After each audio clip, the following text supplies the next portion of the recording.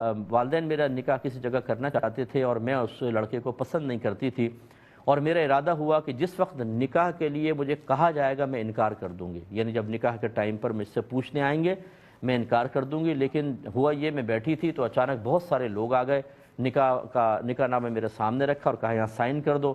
میں کچھ بول ہی نہیں سکی، میں نے سائن کر دیا۔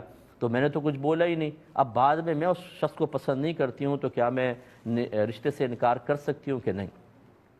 تو یہ میں نے اس لیے شامل کیا کہ بہت ساری بچیاں ایسی ہیں کہ جو مطلب اپنے ذہن میں کچھ اور رکھے ہوتی ہیں، اور والدین جو ہیں وہ اور مصلحتیں اور فوائد بچوں کے اچھے فیوچر کو پیش نظر رکھ کر کچھ اور فیصلہ کر رہے ہوتے ہیں، اس طرح سوچیں ٹکرا جاتی ہیں۔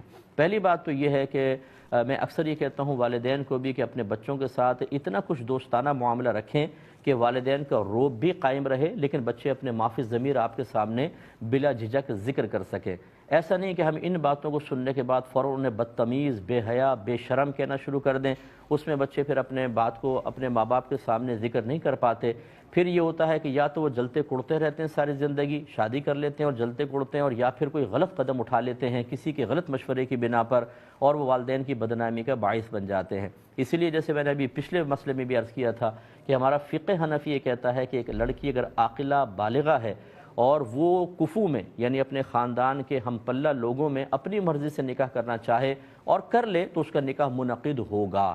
لیکن میں اس کی تائید نہیں کرتا ہوں، یعنی میں ترغیب نہیں دے رہا ہوں، ہے یہ مسئلہ ٹھیک، میں اس کی ترغیب نہیں دے رہا ہوں کہ کوئی بچی کہے دیکھا مفتی صاحب نے بیان کیا تو ہم ایسا کریں گے۔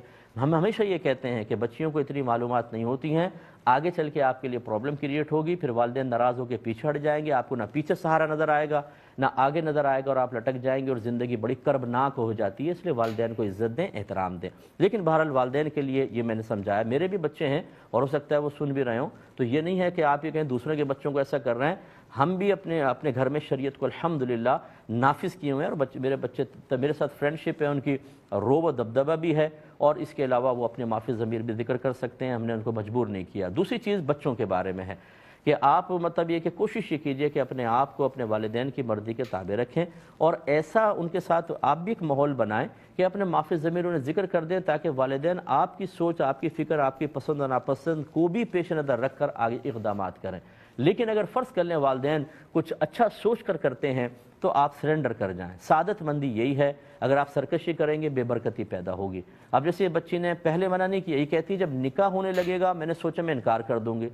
میں نے اس بچے کو جواب دے دیا تھا، لیکن میں نے اس کو اس لیے شامل کیا، ذرا سوچئے اگر آپ اس وقت انکار کرتی کتنا بڑا ہنگامہ ہوتا۔ بارات وہاں موجود ہے، آپ کے پاس نکاح نامہ آیا، آپ انکار کر دیتی، والدین کا سر شرم سے جھکتے نہیں جھکتے، کتنا بڑا ہنگامہ ہوتا۔ وہ لوگ آپ کے والدین کو، آپ کے بھائیوں کو سخت ذلیل کر کے وہاں سے چلے جاتے اگر آپ کا مسلسل انکار رہتا، اور پھر سوچیے اس کے بعد ان لوگوں کا رویہ آپ کے ساتھ کیا ہوتا اور کس قدر برے فساد پیدا ہوتے۔ اس لیے اس طرح کی احمقانہ حرکت ہرگز نہیں کرنی چاہیے تھی۔ تو میں نے تو کہا کہ آپ شکر ادا کریں کہ آپ نے ایسا کچھ نہیں کیا۔ تیسری چیز یہ ہوتی ہے کہ نکاح کے لیے لڑکی کی رضامندی ضروری ہے، لیکن اس رضا کو ہم ظاہر سے پہچانیں گے، باطن سے نہیں۔ لہٰذا مثال کے طور پہ اگر نکاح نامہ سامنے رکھا اور آپ نے اس پہ سائن کر دیا تو یہ سائن کرنا رضامندی کی علامت ہے۔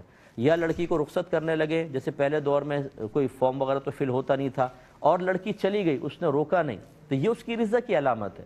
اب دل میں چاہے آپ کہیں میں تو اس نکاح کو پسند نہیں کرتی، شریعت ظاہر کا اعتبار کرتی ہے، دل کا نہیں، تو لہٰذا آپ کو منع کرنا چاہیے تھا، نہیں کیا تو یہ آپ کی رضا کی علامت ہے، اور یہ نکاح بالکل درست ہے۔ ایک مختصر سا بریک لیں گے، ہمیں یقین ہے آپ ہمارے ساتھ ہی رہیں گے۔ بسم اللہ الرحمن الرحیم۔ تو ان بچی سے ہماری گزارش ہے، اور اسی کی طرح دوسری بچیاں بھی، یہ یاد رکھیے کہ جس وقت آپ سے اجازت لی جاتی ہے، اگر آپ صراحتاً انکار نہ کریں، یعنی کہ میں رشتے کو مانتی، میں نہیں کروں گی، پھر تو نکاح نہیں ہوگا۔ لیکن اگر آپ ایسا نہیں کرتی ہیں بلکہ پازیٹیو رسپانس دیتی ہیں کہ آپ سائن کر دیتی ہیں یا رخصتی ہو تو آپ چلی جاتی ہیں، تو سمجھ لیجئے یہ ظاہری اعتبار سے اس نکاح سے راضی ہونے کی علامت ہے، اور یہ نکاح بالکل درست ہے۔ تو لہٰذا آپ کا نکاح بالکل درست ہو گیا۔ اب ہمارا مشورہ یہ ہے کہ دیکھیں شادی ہو گئی، اور شادی ہو جانے سے ہمیں اللہ کا ارادہ پتہ چلتا ہے۔ جب تک شادی نہیں ہوتی، ہم کہیں منگنی کرتے ہیں یا کہیں رشتے کا پیغام لے کر جاتے ہیں، تو اس وقت تک ہمیں ارادہ الہی نہیں پتہ ہوتا کہ کیا ہے۔ وہ یس بھی ہو سکتا ہے رشتہ اور نو بھی ہو سکتا ہے، لیکن جب شادی ہو جاتی ہے، ایک چیز مارز وجود میں آ جاتی ہے، تو اللہ کا ارادہ پتہ چلتا ہے۔ انسان کو اللہ کا ارادہ فعل کے بعد ہی پتہ چلے گا۔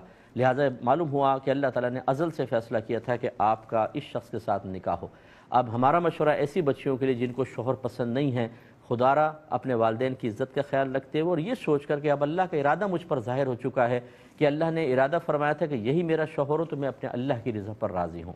دیکھیں، آپ کو بہت سی چیزوں میں شوہر پسند نہیں آ رہا ہوگا، ایسی بہت سے شوہر ہم سے رجوع کرتے ہیں کہ مفتی صاحب مجھے اپنی بیوی بالکل پسند نہیں آتی، میں اس کو دیکھتا ہوں تو دل میں نفرت پیدا ہونا شروع ہو جاتی ہے۔ انہیں بھی ہم سمجھاتے ہیں وہ کسی کی بیٹی ہے، کسی کی بہن ہے، وہ آپ کی بیوی ہے اور آپ کے بچوں کی ماں ہے، تو اس کو دیکھ کے اگر آپ کو نفرت پیدا ہو رہی ہے، اگر یہ رویہ آپ کی بہن کے ساتھ آپ کا بہنوئی کرے، آپ کی بیٹی کے ساتھ آپ کا داماد کرے، تو کیا آپ کو پسند آئے گا؟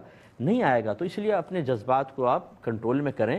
اور پھر دوسری بات یہ ہے کہ اگر چند چیزوں سے آپ کو وہ پسند نہیں آ رہا تو آپ میں بھی تو کوئی نہ کوئی نقص ہوگا۔ ایسا تو کوئی بھی نہیں ہے کہ وہ بالکل ہر عیب سے، ہر خطا سے، ہر گندگی سے پاک و صاف ہو۔ اگر عورت فرض کر لیں خوبصورت بھی ہے، مرد اتنا خوبصورت نہیں ہے، تو یہ خوبصورتی دائمی نہیں رہ سکتی۔ اگر آپ اس سے نکاح نہ کریں، کسی اور سے کر لیں، تو کچھ عرصے بعد یہ خوبصورتی زائل ہو جائے گی، بچے پیدا ہوتے ہیں، طبیعت خراب ہوتی ہے، دیگر معاملات ہوتے ہیں۔ ہر گھر کے اندر ہر شخص کو اتنی سہولیات تو نہیں ہوتی کہ سوئمنگ پول بھی ہے اور آپ واک بھی کر رہی ہیں، آپ جاگنگ بھی کر رہی ہیں، ایکسرسائزز بھی کر رہی ہیں، یوگا بھی کر رہی ہیں، اور غذا بھی بڑی لمیٹڈ آپ کھا رہی ہیں، اور ہر ناشتے میں یہ چیز، دوپہر میں یہ۔ ہمارے گھروں میں یہ سب کہاں ہے؟ تو لہٰذا کچھ ہی عرصے بعد جسم کے فگر بگڑنا شروع ہو جاتے ہیں، چہرے کے ایکسپریشن بدل جاتے ہیں، چہرہ بدل جاتا ہے، اور بعض اوقات تو لوگ کہتے ہیں تمہارا کیا حال ہو گیا؟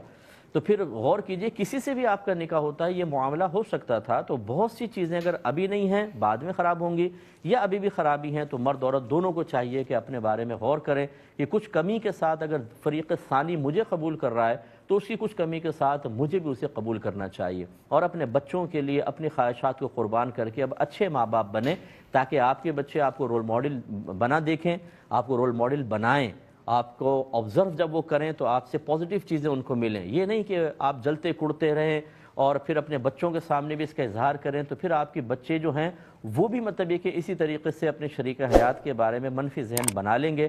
خدا را اس پہ ہمیں توجہ کرنی چاہیے۔